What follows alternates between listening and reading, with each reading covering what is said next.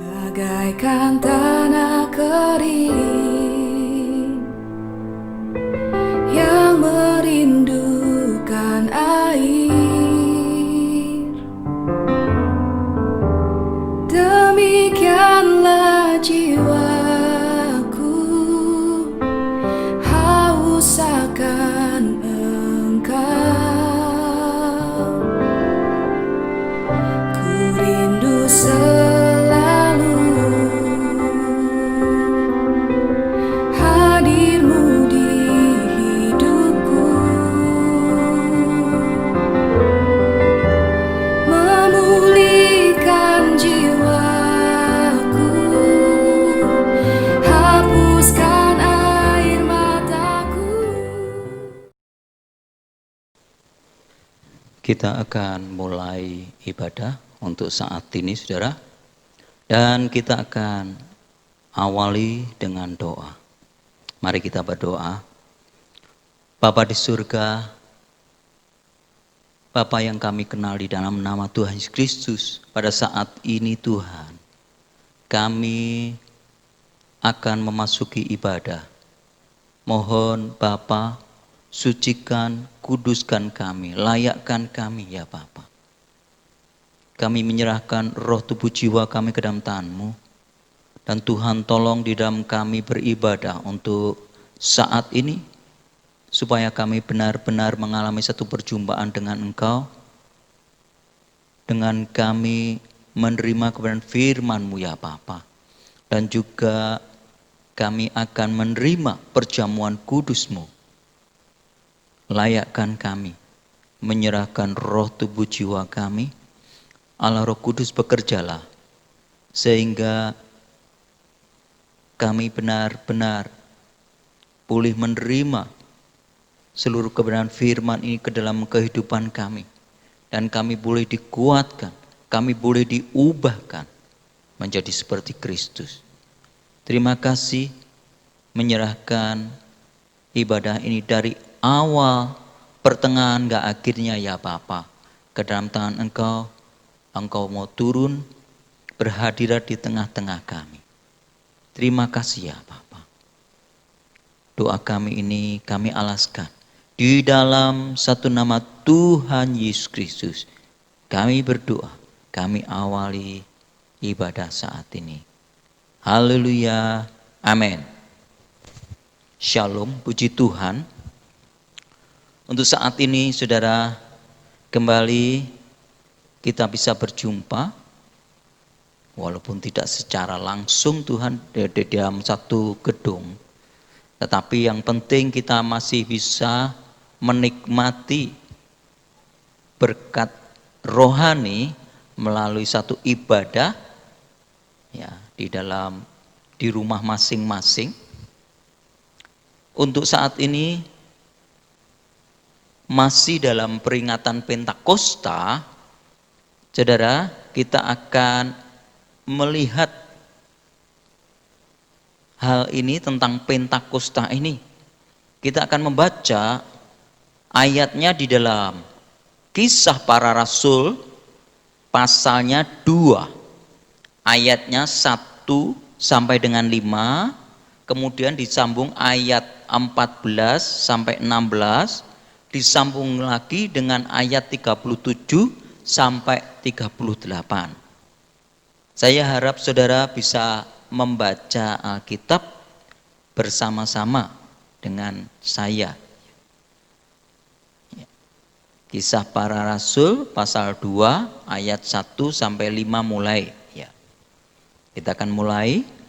Ketika tiba hari Pentakosta, semua orang percaya berkumpul di satu tempat.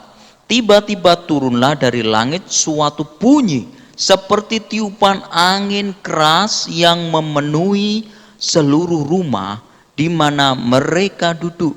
Dan tampaklah kepada mereka lidah-lidah seperti nyala api yang bertebaran dan hinggap pada mereka masing-masing.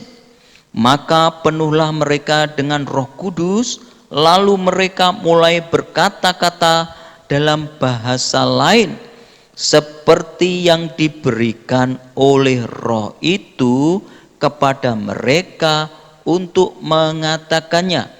Pada waktu itu di Yerusalem diam orang-orang Yahudi yang saleh dari segala bangsa di bawah kolong langit.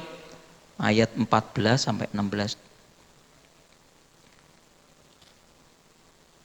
Maka bangkitlah Petrus berdiri dengan ke-11 rasul itu, dan dengan suara nyaring ia berkata kepada mereka, "Hai kamu orang Yahudi dan kamu semua orang yang tinggal di Yerusalem, ketahuilah dan camkanlah perkataanku ini. Orang-orang ini tidak mabuk seperti yang kamu sangka, karena hari baru pukul 9. Tetapi itulah yang difirmankan Allah dengan perantaraan Nabi Yoel." Kita sambung 37 sampai 38. Ketika mereka mendengar hal itu, hati mereka sangat terharu. Lalu mereka bertanya kepada Petrus dan rasul-rasul yang lain, "Apakah yang harus kami perbuat, saudara-saudara?" Jawab Petrus kepada mereka, "Bertobatlah dan hendaklah kamu masing-masing memberi dirimu dibaptis dalam nama Yesus Kristus untuk pengampunan dosamu, maka kamu akan menerima karunia Roh Kudus." Amin. Waktu yang lalu sudah dijelaskan tentang Pentakosta itu apa, ya. Asal muasalnya itu bagaimana itu kemarin, ya.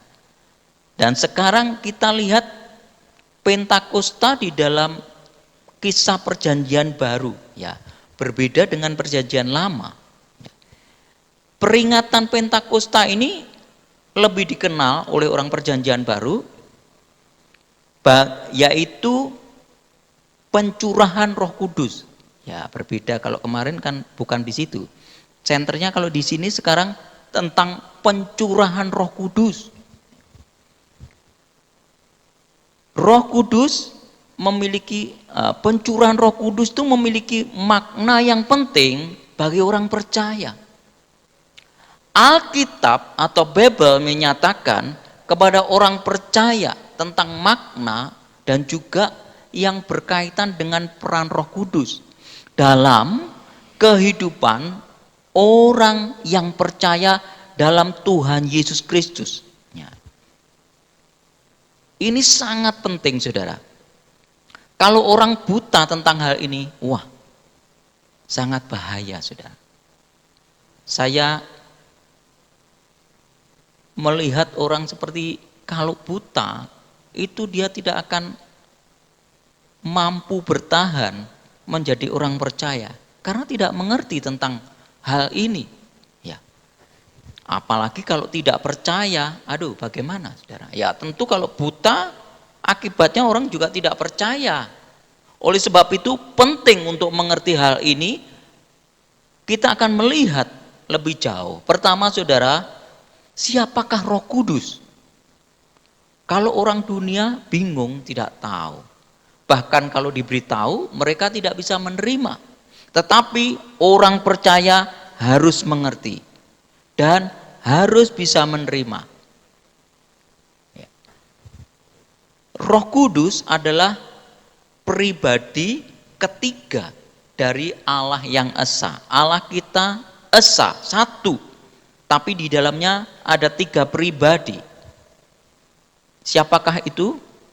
Allah Bapa, Anak, dan Roh Kudus. Ya. Nah, inilah Roh Kudus. Jadi Roh Kudus itu ya Allah. Anak itu juga Allah. Bapa itu juga Allah. Tapi bukan Allah kita bukan tiga. Itu makanya yang dikenal dengan Tritunggal. Ya, katakanlah seperti manusia satu, tapi ada tiga unsur di dalamnya, yaitu ada rohnya, ada jiwanya, dan ada tubuhnya. Ya. Ini masing-masing punya peran sendiri. Kalau kita dicubit, yang sakit, yang terasa sakit apanya? Dagingnya ya, tubuhnya ini ya. Jadi ada perannya masing-masing ya. Itu gambarannya saja sekilas saudara. Dan perlu kita percaya dan membuka diri. Sekarang kita akan langsung bagaimana menyelami tentang peran Roh Kudus di dalam kehidupan orang percaya. Pertama, saya cuma akan membagi 3. Peran Roh Kudus itu sebagai meterai. Di dalam Efesus 1 ayat 13 dikatakan demikian. Efesus 1 pasal 1 ayat 13. Di dalam Dia kamu juga karena telah mendengar firman kebenaran, yaitu Injil keselamatanmu, di dalam Dia kamu juga ketika kamu percaya dimeteraikan dengan Roh Kudus yang dijanjikannya itu. Ya. Di dalam Kristus, di dalam Yesus, orang yang percaya kepada Yesus, dia menerima meterai. Segel, meterai, yaitu Roh Kudus. Ya. Ini peran yang pertama. Untuk apa toh? Ya. Orang kalau tidak ngerti, akhirnya apa? Saya takutkan mengabaikan begitu saja. Ya. Memandang itu sesuatu yang tidak penting. Tetapi kita perlu mengerti firman Tuhan, yaitu meterai. Apa itu? Di sini sekarang kita berusaha untuk menyelami Roh Kudus sebagai meterai. Sebagai meterai itu kan segel ya. Itu adalah suatu tanda bahwa orang percaya itu miliknya Allah. Ya. Orang yang percaya itu dimeterai dengan Roh Kudus, artinya orang percaya ini menjadi miliknya Allah. Nah, kalau sudah miliknya Allah, yang punya urusan dengan kita ya Allah. Artinya iblis tidak bisa ikut campur. Jadi meterai ini juga menjadi satu perlindungan bagi kita, bagi orang yang percaya. Itu yang pertama, meterai. Dan juga meterai itu merupakan satu jaminan bagi orang percaya untuk menerima berkat-berkat rohani yang disediakan oleh Allah di dalam kerajaan surga. Ini pakai meterai. Ini merupakan jaminan. Roh Kudus itu jaminan bagi orang percaya, bagi kita, untuk kita menerima semua berkat-berkat rohani yang Allah sediakan di dalam kerajaan surga, di dalam kekekalan bagi saudara, bagi kita orang yang percaya. Itu di dalam hal meterai. Ya. Kita lanjut, yang kedua, perannya apa Roh Kudus? Roh Kudus punya peran sebagai penolong. Ya. Roh Kudus punya peran sebagai penolong. Di dalam Yohanes 14 ayat yang ke-16 dikatakan, aku, ini Tuhan Yesus yang mengatakan ya, aku akan minta kepada Bapa dan Ia akan memberikan kepadamu seorang penolong yang lain, supaya Ia menyertai kamu selama-lamanya. Dikatakan Yesus meminta kepada Allah Bapa supaya mengirimkan penolong yang lain untuk menggantikan dirinya, ya. Jadi kita tidak ditinggalkan, orang percaya itu tidak ditinggalkan yatim piatu, katanya demikian.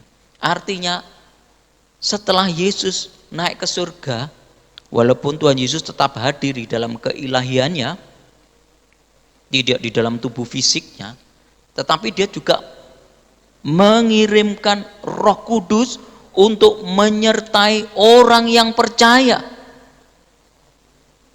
untuk selama-lamanya. Jadi saudara, kita perlu tahu bahwa Roh Kudus itu ada di dalam kehidupan orang yang percaya. Di ayat yang lain dikatakan tubuh kita ini baitnya Roh Kudus, ya, karena tinggal bersama-sama dengan kita, dengan orang yang percaya, saudara. Sebagai penolong, ya, pribadi ini bertindak sebagai yang menopang, yang menolong dalam kehidupan orang percaya. Roh Kudus akan menolong orang percaya ketika apa, saudara? Ada di dalam satu firman Tuhan di dalam Markus 13 ayat 12 dikatakan, ya kita baca saja ya. Ini Markus pasal 13 ayat 12. Ini tentang akhir zaman.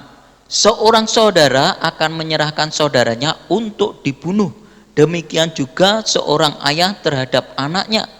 Dan anak-anak akan memberontak terhadap orang tuanya dan akan membunuh mereka. Oh maaf, saudara. Ayat yang ke-11, ya.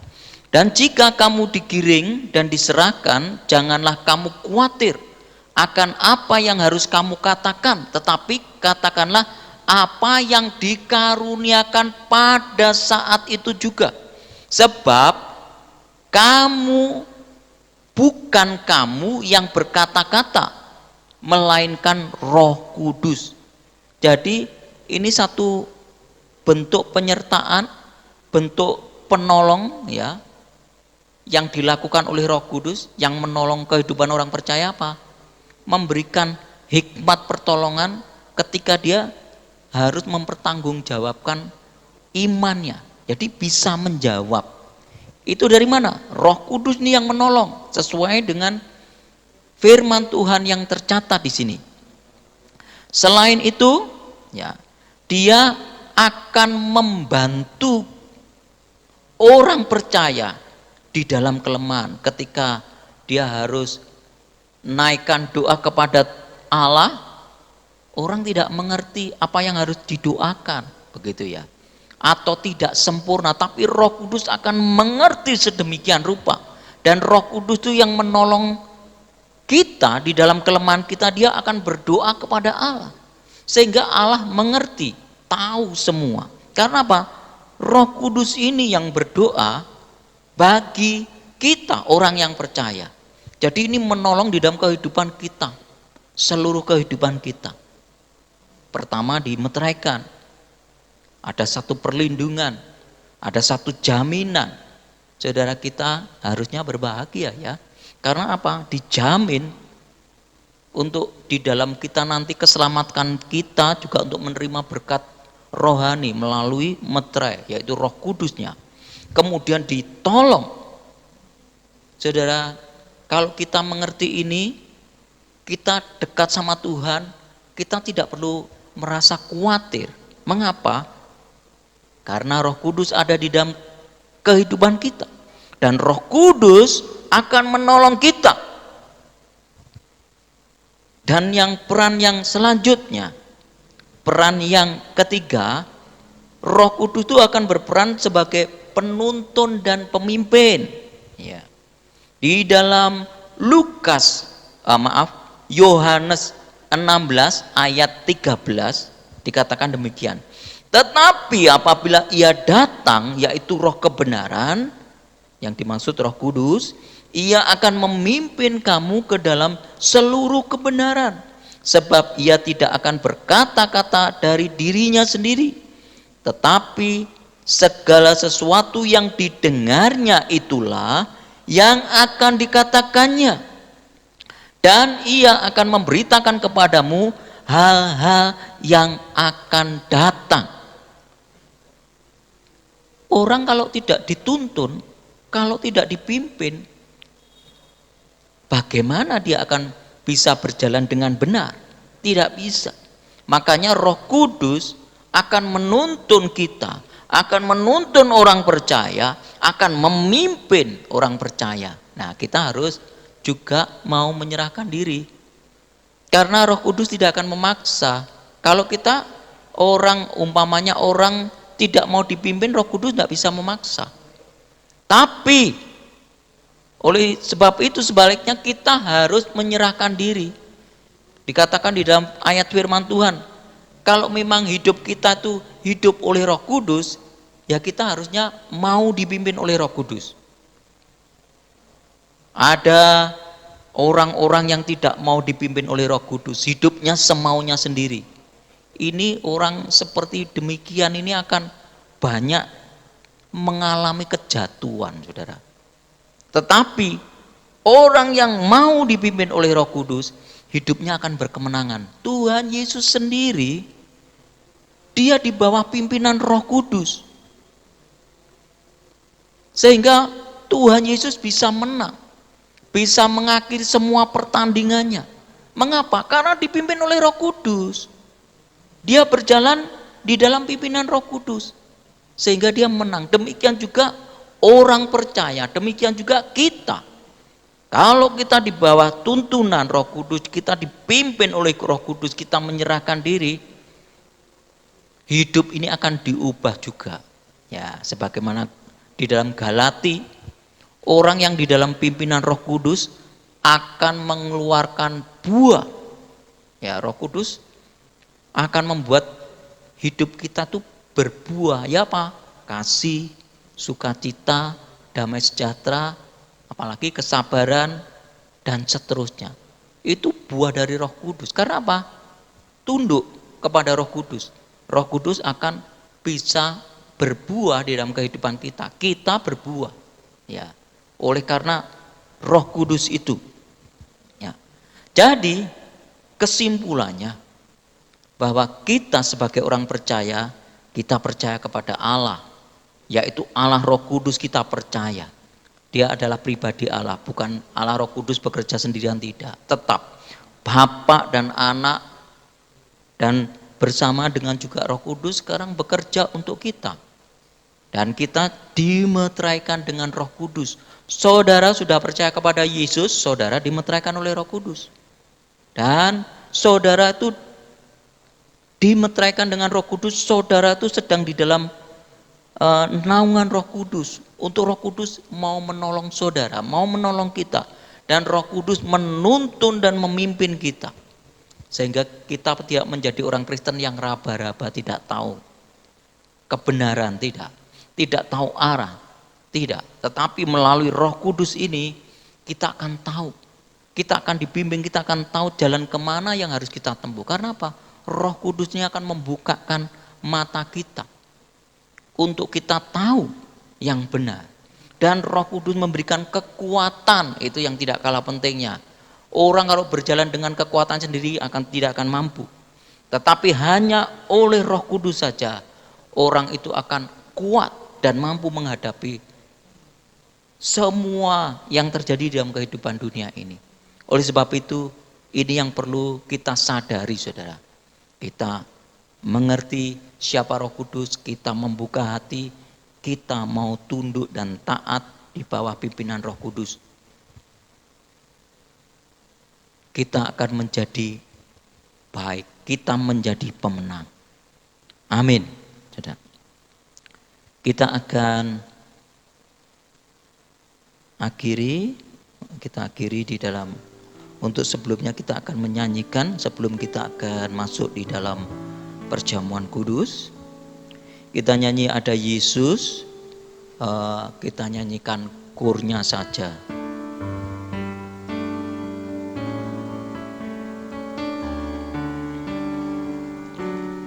Oh Yesus, mati bagiku,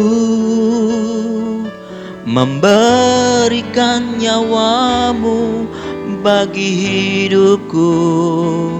Darahmu tebus dosaku, hidupku menjadi yang baru. Oh Yesus, mati bagiku,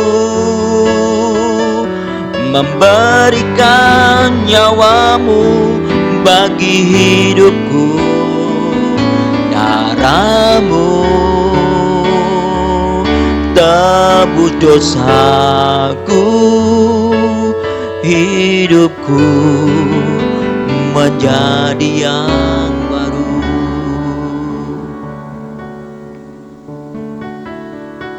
Roh Kudus adalah roh Allah. Dia yang akan menolong kita semua. Dia yang akan memberikan kekuatan, menuntun hidup kita, memeteraikan hidup kita. Dan dia memimpin kita menuju kemenangan yang besar. Sebagaimana Yesus pun juga mengalami demikian. Di bawah pimpinan Roh Kudus, dia boleh mengalami satu kemenangan besar. Mari saudara, sadari akan hal ini. Dan kita berdoa kepada Allah supaya hal ini semua boleh terjadi di dalam kehidupan kita. Bukan sementara tetapi selamanya katanya. Allah itu baik. Dan juga saat ini saudara, kita akan memasuki untuk kita boleh menerima perjamuan kudus. Saudara boleh memeriksa hidup saudara, diri saudara dalam minggu-minggu ini atau sebelumnya saudara. Bila ada sesuatu hal yang tidak berkenan di hadapan Allah, dosa-dosa, mari saudara datang kepada Dia. Mohon supaya Tuhan menguduskan kita bertobat di hadapannya, dan pasti Tuhan mau mengampuni. Dengan demikian perjamuan kudus ini akan menjadi berkat bagi kita, bagi saudara. Persiapkanlah diri saudara. Kita masuk di dalam doa. Bapa Surgawi, kami bersyukur hari ini karena kami tahu kami tidak sendirian, kami tidak yatim piatu, tetapi Roh Kudus-Mu Engkau kirimkan kepada kami, orang yang percaya di dalam Tuhan Yesus Kristus. Tuhan tolong supaya Roh Kudus-Mu ini menjadi meterai bagi kami ya Bapa. Menjadi satu penolong di dalam seluruh kehidupan kami ini. Menjadi penuntun, menjadi pemimpin di dalam kehidupan kami ini. Sehingga kami boleh menjadi pemenang di dalam Engkau ya Bapa Surgawi. Terima kasih ya Bapa. Mohon sucikan dan kuduskan kami. Layakkan kami untuk kami menerima perjamuan kudus ini. Dan hamba-Mu berdoa untuk roti dan anggur yang akan kami nikmati Tuhan. Perjamuan kudus untuk saat ini. Sehingga Tuhan kami selalu dikuatkan sebagaimana perintah-Mu untuk kami selalu mengingat akan karya Engkau ya Tuhan Yesus Kristus di atas kayu salib yang bernilai kekal di dalam kehidupan kami. Terima kasih ya Bapa. Kami mengucap syukur, meteraikan tiap kebenaran firman-Mu di dalam kehidupan kami. Kami siap menerima perjamuan kudus-Mu. Di dalam satu nama Tuhan Yesus Kristus kami berdoa. Haleluya. Amin.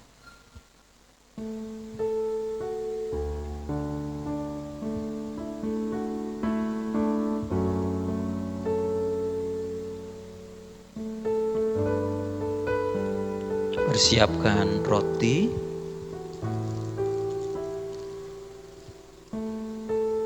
pegang, dan angkat lebih tinggi dari kepala. Haleluya. Dan dengarkan firman Tuhan. Sebab apa yang telah kuteruskan kepadamu telah aku terima dari Tuhan, yaitu bahwa Tuhan Yesus pada malam waktu ia diserahkan mengambil roti, dan sesudah itu ia mengucap syukur atasnya. Ia memecah-mecahkannya dan berkata, "Inilah tubuhku yang diserahkan bagi kamu. Perbuatlah ini menjadi peringatan akan aku." Bukankah roti yang kita pecah-pecahkan adalah persekutuan dengan tubuh Kristus? Katakan amin. Makan dengan iman dalam nama Yesus.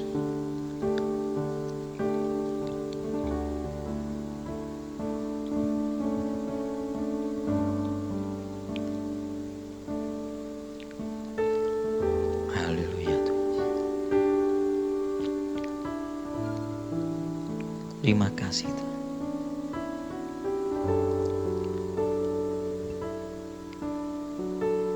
Persiapkan anggur.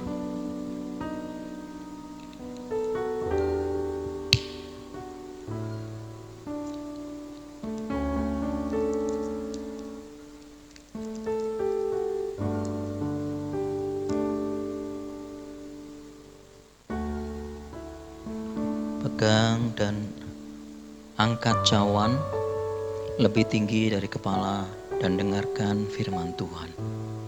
Demikian juga ia mengambil cawan sesudah makan, lalu berkata, "Cawan ini adalah perjanjian baru yang dimeteraikan oleh darahku. Perbuatlah ini setiap kali kamu meminumnya menjadi peringatan akan aku." Bukankah cawan pengucapan syukur yang atasnya kita ucapkan syukur adalah persekutuan dengan darah Kristus? Amin. Mari kita minum dengan iman dalam nama Tuhan Yesus Kristus.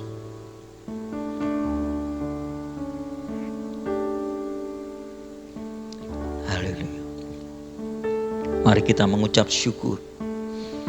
Terima kasih ya Allah. Ya Bapa kami yang di surga. Mengucap syukur Tuhan. Engkau tidak pernah meninggalkan kami. Engkau menyediakan hal yang terbaik bagi kami. Terima kasih ya Bapa. Terpuji namamu. Kami bersyukur untuk firman-Mu saat ini. Kami bersyukur untuk perjamuan kudus, yaitu pengorbanan Kristus di atas kayu salib. Tubuh dan darah-Mu ya Tuhan, yang telah mengubahkan seluruh kehidupan kami ini menjadi seperti Engkau. Terima kasih. Kami bersyukur semuanya nih. Kami mengucap syukur dan saudara-saudara yang dikasihi Tuhan. Sekarang terimalah berkat rahmat anugerah, kasih karunia dari Allah Bapa, cinta kasih sayang dan damai sejahtera dari Tuhan Yesus, dari anaknya, putranya yang tunggal, dan di dalam persekutuan, pimpinan dan bimbingan Roh Kudusnya, hingga Maranatha Tuhan Yesus datang untuk kedua kalinya. Di dalam satu nama Tuhan Yesus Kristus, kami berdoa. Haleluya. Ku bersyukur Bapa. Ku bersyukur Tuhan buat kasih setiamu di dalam hidupku. Ku